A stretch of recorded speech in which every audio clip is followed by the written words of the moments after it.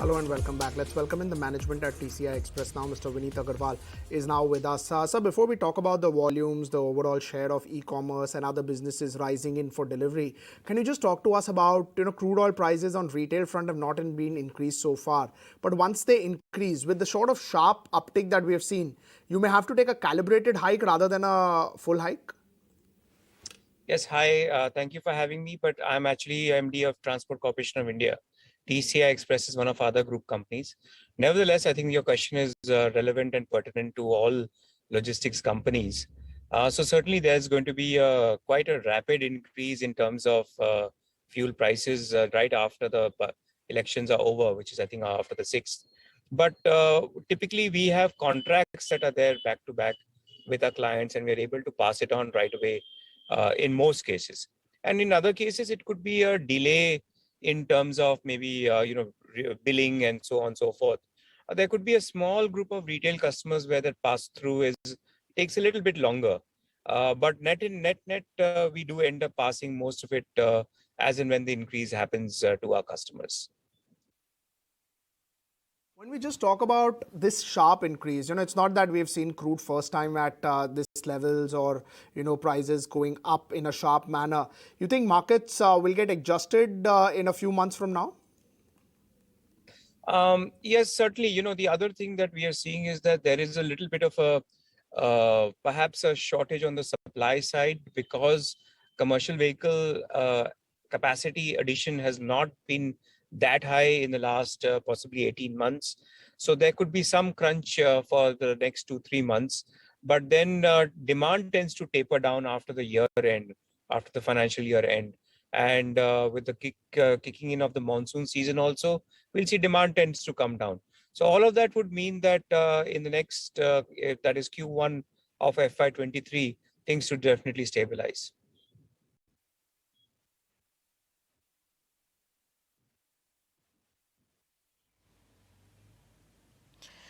Good morning. Just taking that point further, because if you were to see the data that came out in February, there's a lot of divergence within the auto sector, and just the way the registrations of the trucks have taken place, but the commercial vehicles still have done well. How to see all of this and what the rub-off effect will then be for the logistics sector? Like, is demand impacted, freight impacted? Yes, auto sector is a very large component in terms of the logistics sector output as well, because not only is the movement of any kind of vehicles that is happening, but also the components that move the ancillary industries that are connected to the auto sector. So any impact on that has an impact on the logistics sector to some extent.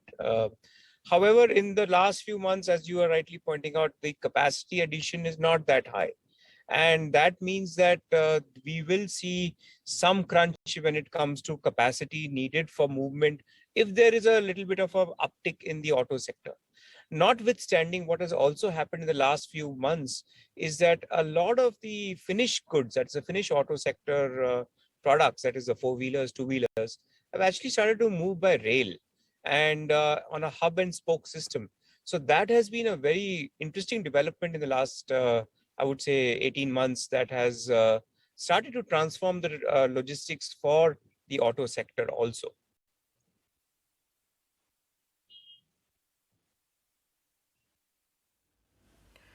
Okay. Now, there is, belief that post 10th of March, we could see a steep price hike because that has been held off for whatever reason when we talk about the, petrol, diesel prices. What is that going to mean? Well, it on an immediate basis, it means that we are looking at an estimated 10 to 12% increase in terms of fuel prices, which means that on an immediate basis, your freight is going to get more expensive.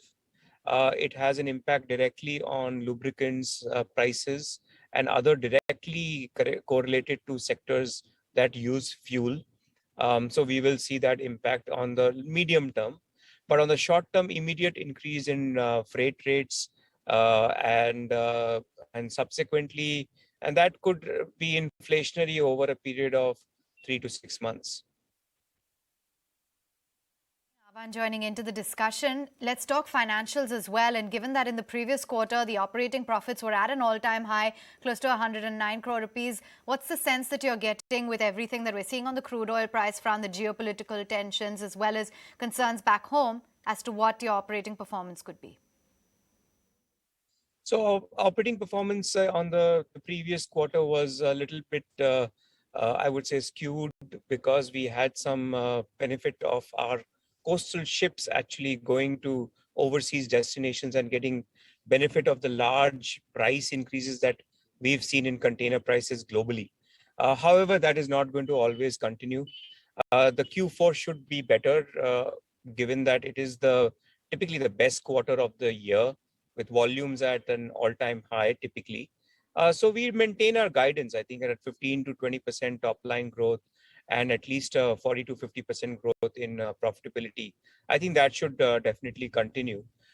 Going forward, Q1 of FY23 could be a bit challenging with all these increases. However, we do expect that the economy to pick up with COVID disruptions quite out of the way. So FY23 seems to be very, very attractive. And do you think that there will be more headway being made on that high margin seaways business that you just spoke of as well? Let's hope that continues. It is dependent on, for example, pulses that get imported from Myanmar, and our ships go there and get those cargoes. But it's not necessary that it will continue. It depends upon the government if they want to import more pulses. But nevertheless, the international freight rates remain high, and consequent to that, and the fact that the fuel prices remain high, that is the bunker prices, which means that the domestic freight rates on the coastal side will also remain high.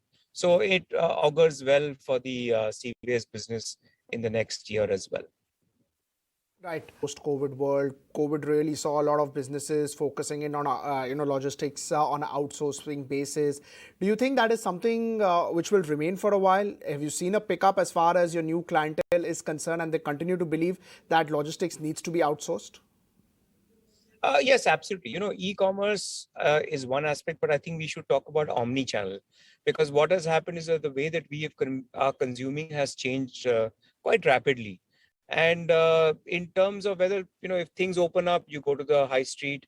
When things are not so good, you're ordering online. And now it's going to be a combination of both, which means that supply chains at the back end need to also change. Your warehouses should be ready to ship not just a bulk to the distributor, but also a single package to a consumer, which means that you have to keep your network as well as your supply chain quite dynamic. And we've seen disruptions also in the supply chain with the containers not available and other aspects. So e-commerce fulfillment or omni-channel fulfillment, which is running warehouses, the last mile aspect, the first mile aspect will all be very critical in the next few years. It's a sector that is going to just boom, I would say, in the next 5-7 years. All right, sir. Thank you so much for taking our time for us. Always good to get perspective from you.